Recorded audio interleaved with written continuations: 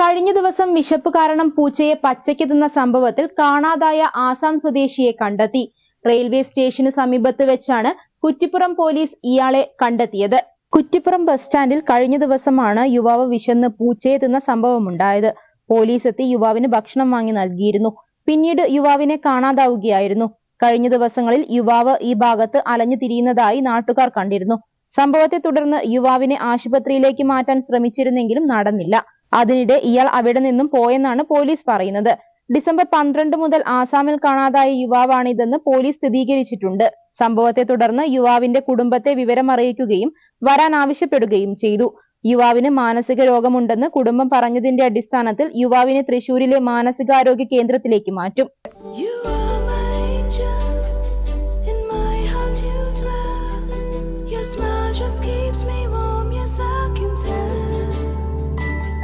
So I will hold you with the finest, softest and the best. Oh yes I will.